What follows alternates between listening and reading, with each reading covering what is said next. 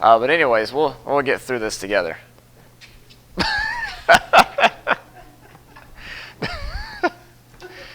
Does anybody have any Bible questions? No? All right, very good. Matthew chapter, any questions, Jaden? You look like you got a question. It's something back there. All right. Matthew chapter 11. This needs to be...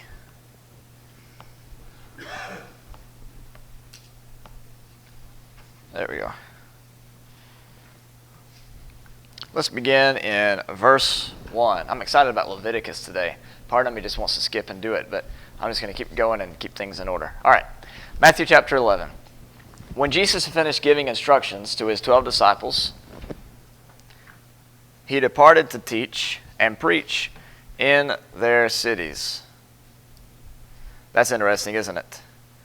That Jesus here is basically going to the cities of the 12 disciples, apparently, to preach and teach. Let's see. The word preach here is not the same word that's used in Revelation 10. Remember that one in Revelation 10? It came from the word to preach the gospel, or the word gospel. And so it was the verb form of that. So it was literally to proclaim the good news. This one is just to preach, interestingly enough. All right. Now when John, while imprisoned, heard the works of Christ, he sent word by his disciples. And he said to him, "Are you the expected one? Or shall we look for someone else?" So you remember John the Baptist knew that he was the forerunner to Christ. He was the voice crying in the wilderness, the one that was preparing the way of the Lord. And so the question here is, are you the one who we are to expect? Are you the one that I came to be before? Now here's a couple interesting things about this. First, in Matthew chapter 1, remember what we talked about at the very beginning of this class. The record of the genealogy of Jesus, the Messiah, the son of David, the son of Abraham. In order for someone to be the Messiah, they had to be the son of Abraham, because it would come through the children of Abraham.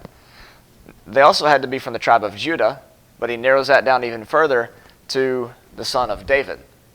And so, the whole point of the book of Matthew is to first answer these two questions with the genealogies, and then to turn to this question and say, is Jesus the Messiah? So the first thing that he does in Matthew is that he compares him to Moses in chapter 2. He introduces John the Baptist in Matthew chapter 3, and you have the baptism of Jesus there. And now in the middle of the book, in Matthew chapter 11, it's kind of looping back around to this question, is Jesus the Messiah? And so the question that John the Baptist has is, are you the expected one, or shall we look for someone else? In other words, Jesus arriving onto the scene was not something that was just random. It was something that had been foreordained and planned out since before the beginning of the world. Jesus made the decision himself to take on flesh, to live in this world, to suffer and to die, and to proclaim the gospel. And so the question that John and John's disciples have is, are you the expected one?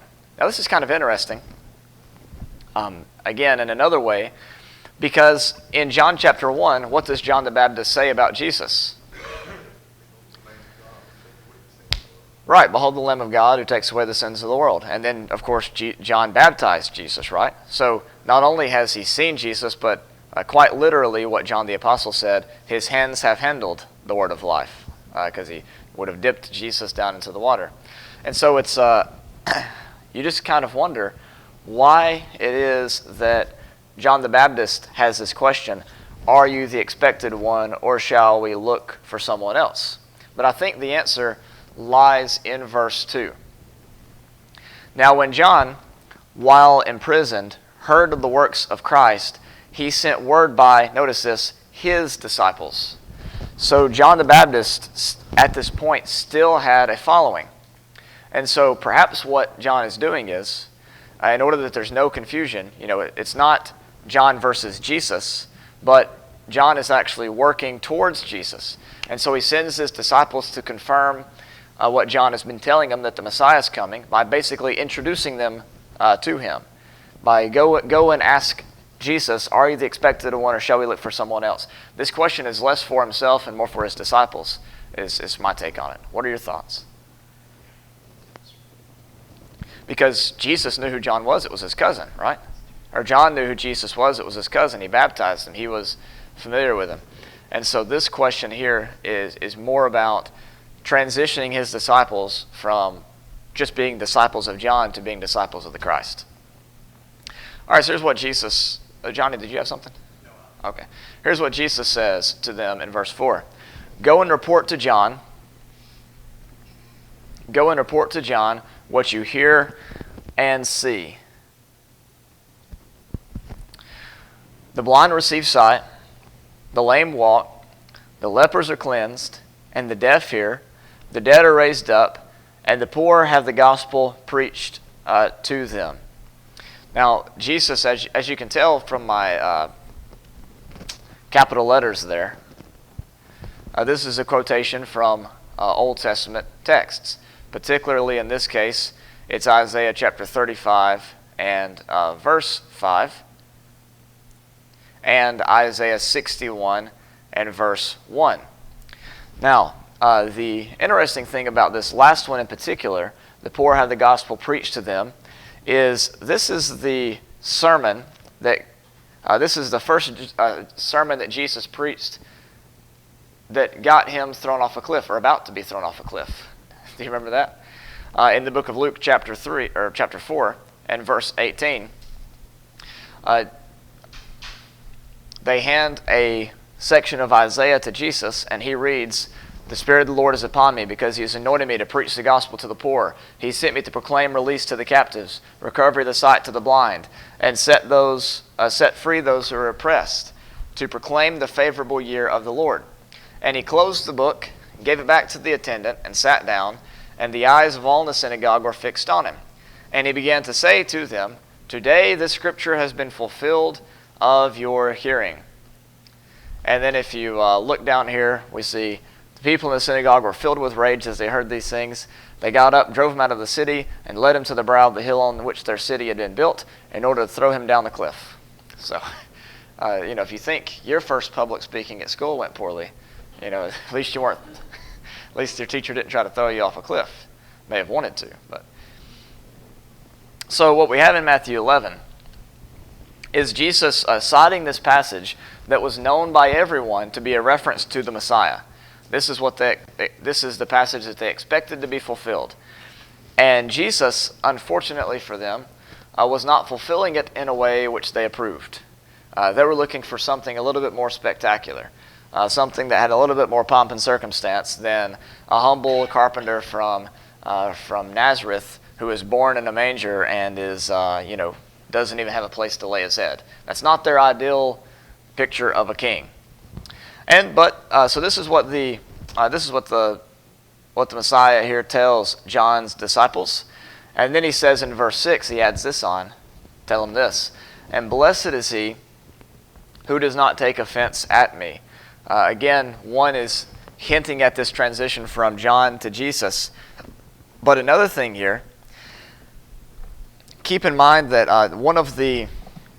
look at this, who does not stumble over me. What was one of the things that Jesus was referred to as? The chief cornerstone, right? And one of the prophecy that went along with that is, basically to those who were against him, he would be a stumbling stone, you see. And so what he's telling them is, you need to make sure that you're not stumbling at the stumbling stone as well. Don't be one of these that rejects me, that brings about me being the cornerstone of the temple. Be one of those who accepts me and isn't ashamed of me. Again, another thing about this, why might Jesus tack this on here? Because what happened the last time that he said that, right? He said, "Blessed is he who does not take offense at me." I might not be your ideal picture of the Messiah, in other words, but don't let that dissuade you from following after me, because I am sent from God, and to prove that I've been sent from God, here's all the things that I've done. The blind receive their sight, the lame walk, the lepers are cleansed, the deaf hear, the dead are raised up, and the poor the gospel preached to them. Which one of these is not like the other, by the way? In verse 5. There's one of those things that's not quite like the other. So let me do it like this. What is this called? The blind receive sight. What's a word that you could use to describe that action? Miracle. All right. The lame walk. How about that one? Miracle. Lepers are cleansed. Miracle. The deaf hear. Dead are raised up. The poor have the gospel preached to them. You see? So there's a difference in this one. But in many senses, that's its own miracle in and of itself. Because, what had happened to the poor up to this point in terms of the Pharisees and Sadducees? Chief priests, right? And so in a sense, this was the real miracle, right? Stuff like this has happened all through Israel's history. We're going to talk about in a little bit when we talk about Sidon. Elijah, back in 1 Kings, raised the little boy from Sidon from the dead, all right? Lepers were cleansed. Naaman, remember? Naaman was cleansed back in his day. But sort of the real miracle in this whole thing is the poor of the gospel preached to them. It takes a special kind of person to look past his or her own sort of prejudices and preach the gospel to any and all, even those who are considered the outcasts of society. Remember that being poor in this culture is not simply a social status or a class status, because look at the story of Job. When Job is rich, what does everybody think about him? God must be blessed him, has blessed him, right? When he's poor, what does everybody think? Right, he must have sinned. God must have cursed him. And so for Jesus, this isn't just reaching out to people of a different social class or social standing. This is about reaching out to people who many believe to be poor because of their sin, because God hasn't blessed them quite like he's blessed the other people. Johnny? I can understand what you're saying, but I'm looking at the gospel being preached to the poor. Sometimes we say miracles, sometimes we get miracles discovered blessings. Oh, yeah, sure, right. So you're saying this is a category of blessings, not a category of miracle? Oh, yeah, I don't think that's actually a miracle. I was being more tongue-in-cheek that, for some people to preach the gospel to the poor, that really would be a miracle, right? Like, like you might say, like if your son cleans his room, without you begging him to, you might say, okay, that's a miracle, right? Because, it's a, do what? Oh, he wants something? All right. All right, we're going to get this, by the way, this part here, the poor of the gospel preached to them. We're about to have that reference again later on in Matthew 11, so keep your eyes peeled for that. Okay, as these men were going away, Jesus began to speak to the crowds about John. What did you go out into the wilderness to see? A reed shaken by the wind? But what did you go out to see? A man dressed in soft clothing? Those who wear soft clothing are in kings' palaces. But what did you go out to see? A prophet. Yes, I tell you, and one who is more than a prophet. All right, do you see the connection between what he says up here and what's coming down here? Again, he's talking about, in some cases, the people's perception of the Messiah, what the Messiah would be like. Blessed is he who does not take offense at me. So now he's going to say, well, you didn't take offense at John, right? See, when you went out to John, you went out to him as a prophet. Well, obviously, there's going to be some that reject him he's going to talk about later. But what you have in verses 7 and following is, again, clarifying that things from God do not always appear as we want them to appear. Okay, so he says, what did you go out to see? A prophet? Yes, I tell you, and one who is more than a prophet. Why is John more than a prophet? Because he fulfilled what all the other prophets said. He fulfilled what all... Oh, that's right. John is the one whom the prophet spoke of. Not in the sense that he's the Messiah, but he's the sense in which he's the one that brings the Messiah in. He's the one that is the forerunner for him, the messenger that was sent ahead of him. And that's what he says in verse 10. John isn't just any old other prophet. John is a very specific prophet that was prophesied about from old, and so you have much more need to take heed of him, not because of him, but because of the one who he goes before. And so in Matthew 11, 9 and 10, we have Jesus clarifying why it is that John is such an important figure. And in fact, he goes on to say in verse 11, "Truly I say to you, among those born of women, there is not arisen anyone greater than John the Baptist." Now, why does he say it like this? Among those born of women. What is he just saying? Right? Nobody nowhere is greater than John the Baptist. Okay. Yet the one who is least in the kingdom of heaven is greater than he. Here's why. From the days of John the Baptist until now, the kingdom of heaven suffers violence, and violent men take it by force. For all the prophets in the law prophesied until John. In other words, John the Baptist, as great as he was, he's not going to live to see the full manifestation of the kingdom of heaven as you are. And he does have a central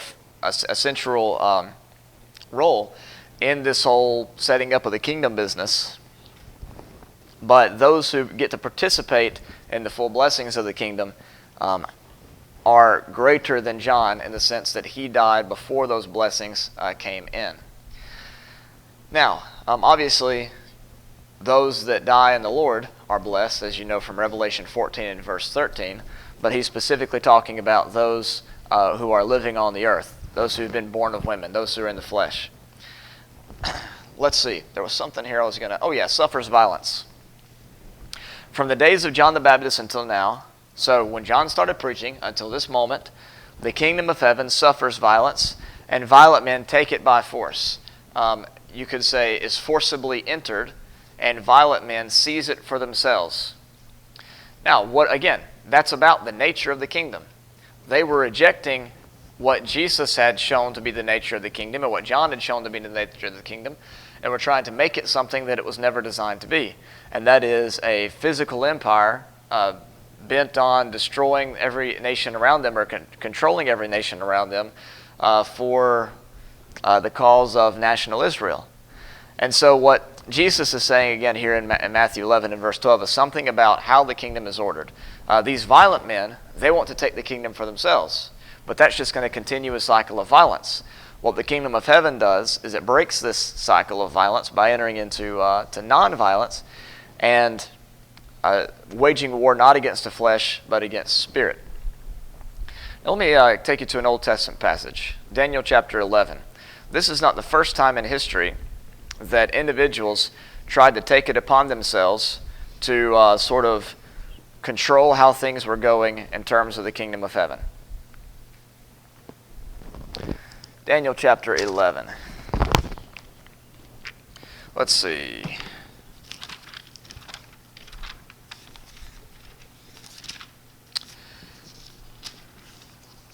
All right, first let's look at verse 14.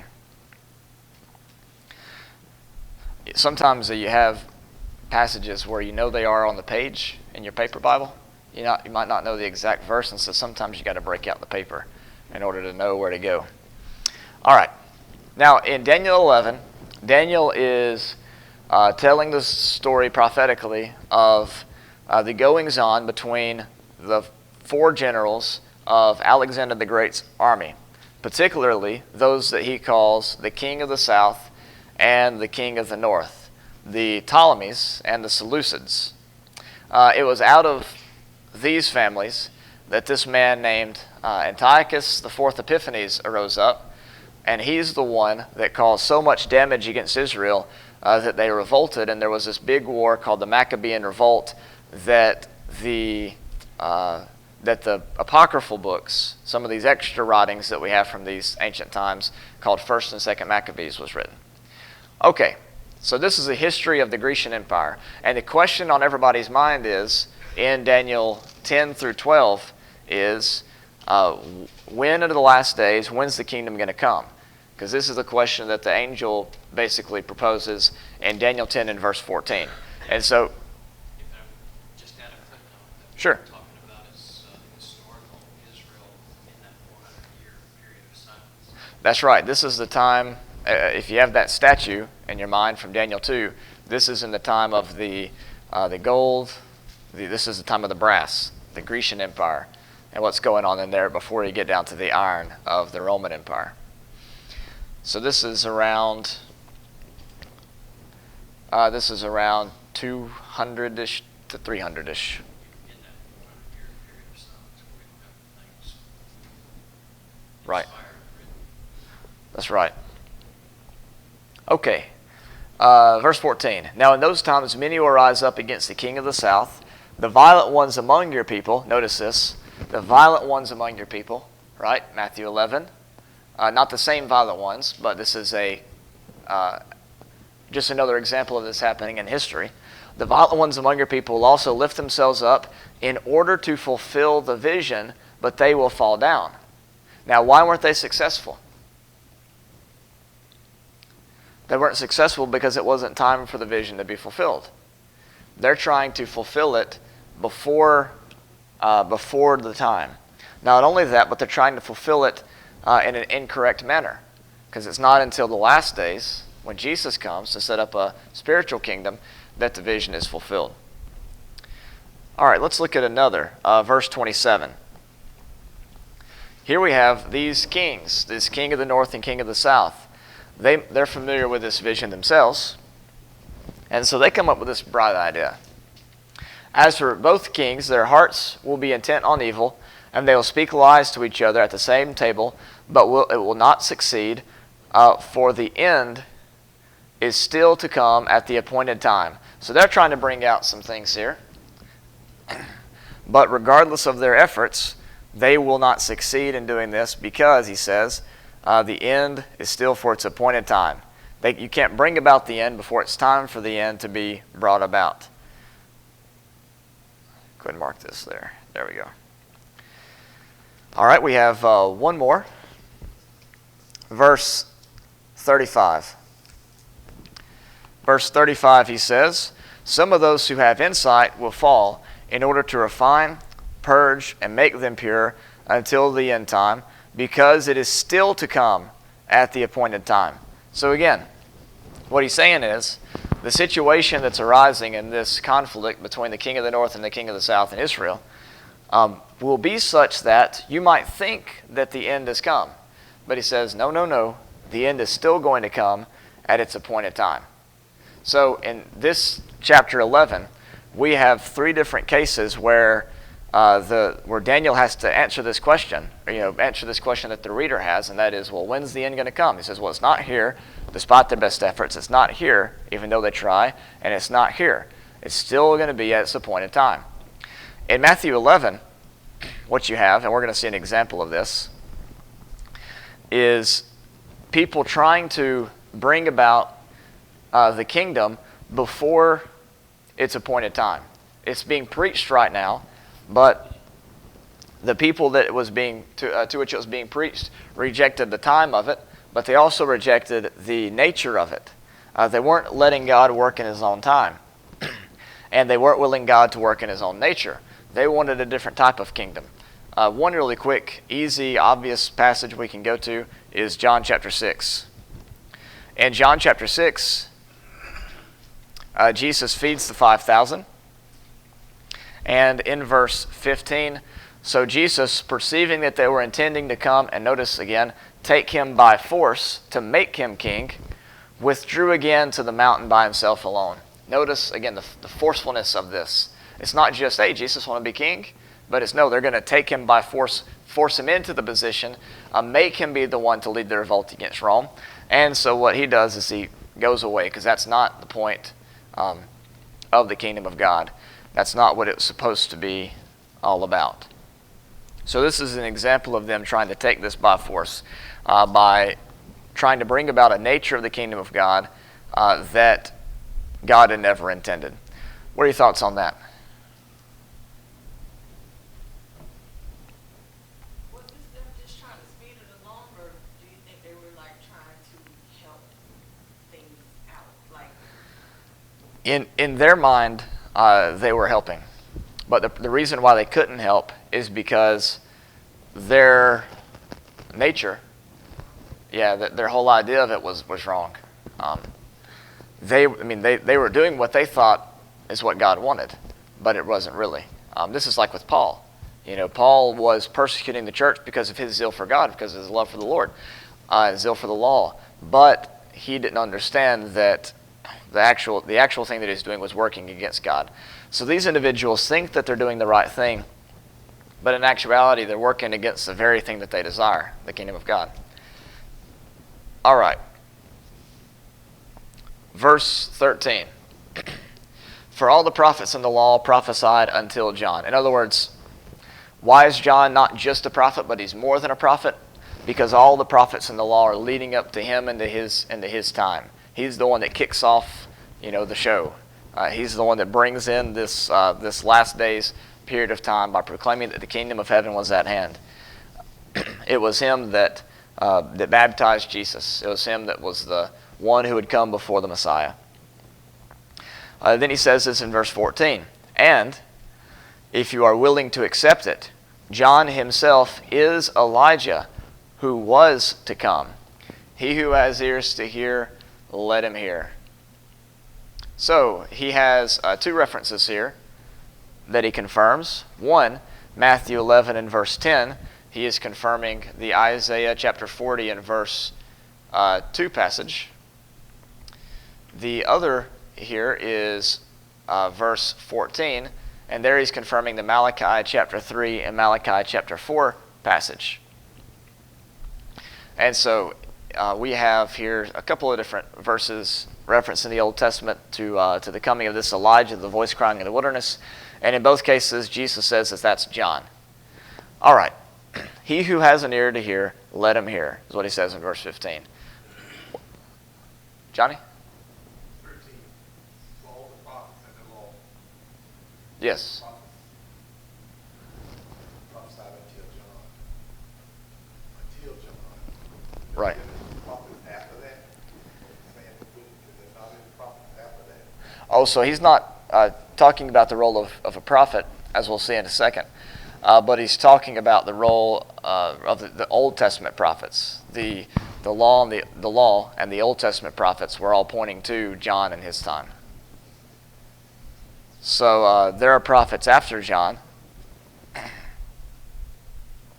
In 1 Corinthians chapter 12 through 14, he says, "Pursue love, yet desire earnestly spiritual gifts, but especially that you may prophesy." So one of the gifts of the first century church was to prophesy. That's what I was thinking, because I think it's one of the daughters, somebody would have a daughter that looked like Philip. About Right. Well, let's see. Yeah, that was Agabus, but You talking about Philip four daughters? yeah, Philip had daughters that were prophetesses. Notice this, though.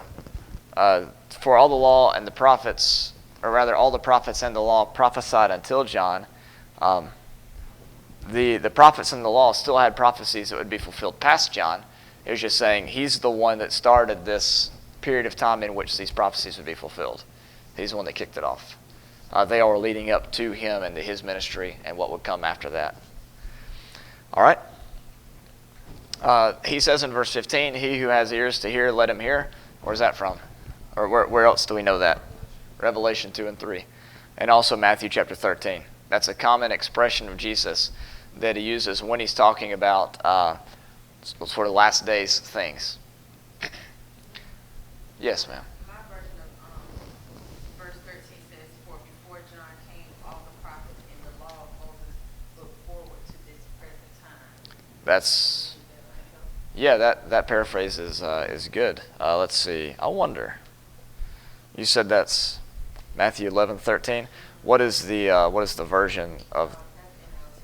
I don't know where the Genealogy usually is different. How is yours read? Same as that. Same What as you that had one, up. okay. Matthew 11 and verse 13. For before John came, this is in paragraph form, a little bit difficult. For before John came, all the prophets and the law of Moses looked forward to this present time. So again, it's just that same idea that the time in which, the time associated with John, the last days, associated with Elijah, the last days, were looked forward to by all the law and the prophets. All right, that's a good help there. Okay. Verse 16. But to what shall I compare this generation? this generation would correspond to this time of Ashley's version in Matthew 11:13. What should I compare to this generation? It is like the children sitting in the marketplaces who call out to the other children and say, "We played the flute for you and you did not dance. We sang a dirge and you did not mourn." All right? So basically you have people that can't make up their mind, in a sense. They're looking for one thing. They're expecting one thing and they don't get it. They're expecting another thing and they don't get it. For John came neither eating or drinking, and they said, "He has a demon." The Son of Man came eating and drinking, and they said, "Behold, a gluttonous man and a drunkard, a friend of tax collectors and sinners." Now, he says, "Yet wisdom is vindicated by our deeds." All right. So again, what you have is they're expecting John and Jesus to behave in certain ways, and no matter how they behave, they're not going to be happy with it, right? Because sometimes you just can't satisfy people. No matter what you do, there's just nothing you can do. You do your best. You try to meet their demands, and at the end of the day, they just complain. And unfortunately, we all have people like that, in our lives, family members, friends, or whatever. And it's kind of difficult to deal with, but it's just a part of life having to deal with people like that, right?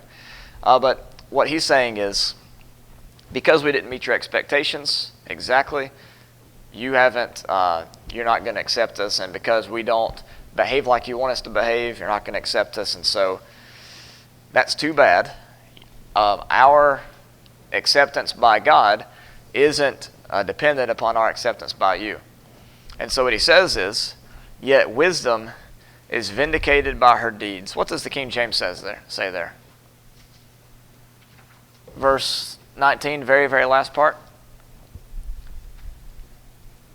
Wisdom is justified by her children. By our children? Okay. But wisdom is shown to be right by its results. Okay. So the word there is basically deeds or product of work or toil. But notice this pronoun, yet wisdom is vindicated by her deeds. And so some versions indicate basically the fruit of the woman wisdom's womb is, shows who she is, right? It justifies her. It shows her that she actually has the right path. That which is produced by the woman wisdom is that which is good and just and holy, and stands up to all these naysayers in the previous text. Go back to Proverbs chapter 1 and verse 20. Proverbs 1 and 20. Personifying wisdom as a woman is something that is common in the Old Testament prophets. Wisdom shouts in the street. She lifts her voice in the square. At the head of the noisy street, she cries out. At the entrance of the gates in the city, she utters her sayings. How long, O naive ones, will you love being simple-minded? And scoffers delight themselves in scoffing, and fools hate knowledge. Turn to my reproof. Behold, I'll pour out my spirit on you. I'll make my words known to you. Because I called you, and you refused. I stretched out my hand, and no one paid attention. And you neglected all my counsel, and did not want my reproof. I will also laugh at your calamity. I'll mock when your dread comes like a storm, and your calamity comes like a whirlwind, when distress and anguish come upon you.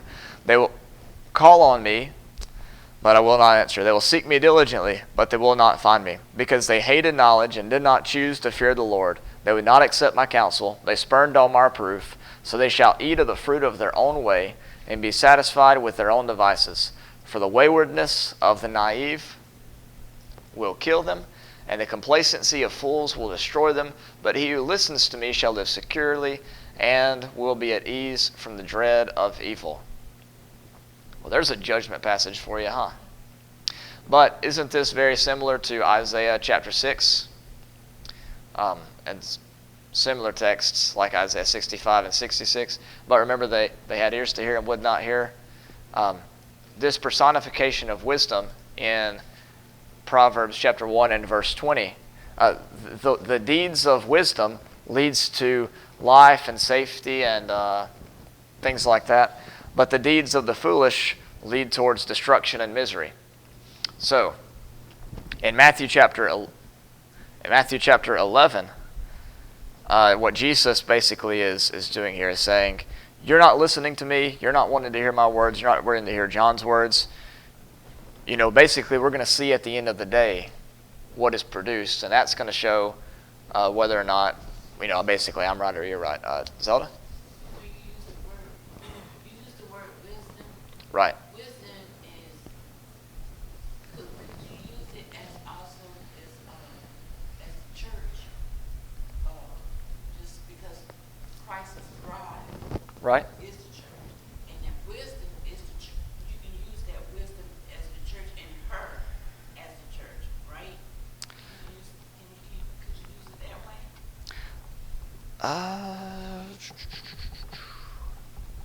I don't know if wisdom is a representation of the church here.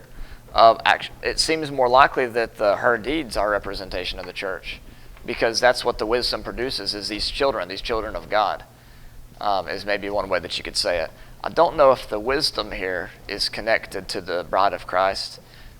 As we're going to see in a second, it seems in verses 25 and following that it's more that Jesus and John are what's being discussed here in this wisdom, because it was them that revealed it, and it was that wisdom they revealed that was rejected. So I'm not sure, but there might be something there. I don't know. By the way, this word wisdom, check this out. Let's see this. Sophia. So if you know somebody named Sophie or Sophia, wisdom. The Bible says a lot about her. John the Baptist never did drink wine, did he? Not that I know of. He was a Nazarite. Right. What's that? He was a Nazarite. And he certainly wasn't a glutton. Oh yeah, right. Well, what they're doing is, so John came neither eating or drinking, and they said he has a demon. In other words, what kind of man doesn't eat or drink? Yeah, he must be crazy. Verse 19, Jesus, came eating and drinking. And by the way, let's connect this back to what we were doing before. This part about the poor, up in verse 5, he preached the gospel to the poor. In what context was Jesus eating or drinking that they did not approve of? With sinners, with.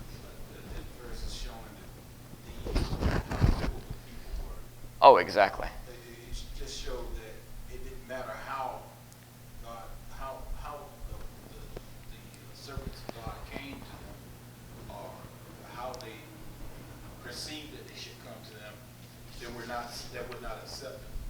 When he says John came neither eating or drinking, and you say he has a demon, and then it shows you the other way that Jesus came and he ate and drank.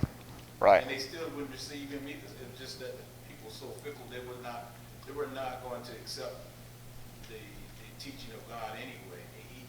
Either way it came. Some people say, we will accept if this was a holy man standing before us and lived a holy life, we would accept the word of God. Right. And then some people say, well, we wouldn't necessarily need a holy man, but a man that is like us, that is tempted with normal life, that makes mistakes. We can identify with that individual. They would accept that individual also. So it was at the root of it was that they were going to accept God's word. Either way, they were using that as an excuse. Look at you got the bulletin. Look at this. Kind of goes with what Keith is saying. Right after I quote the verse, right after it's like 7 lines down. Read that following little statement there. Some people just can't be pleased, huh? There's a popular saying, there are multiple ways to skin a cat, and he won't like any of them. Sorry, Laura. But, it's true. It's true, People just don't like reproach. All right, we're getting kind of close to the end. Let's see. Yeah, I guess we'll go ahead and stop there. I don't think we can get through the rest of this chapter in time, especially if we start this next section. Tyre and Sidon, let's see. I believe that's 1 Kings 17. Let me go make sure. Yeah, 1 Kings 17. If you like, I would go and read 1 Kings 17 just to kind of get an idea of why Jesus might bring up Sidon in this passage. All right, and that should be good. I'm not going to ask you any questions about it, but. And you might also look at, what does this phrase descend to Hades mean? Hint, you may go to Isaiah 14. So, 17. And then to find out what descend to Hades mean, you may go to Isaiah 14. And then that should be good. All right, we'll go ahead and stop there.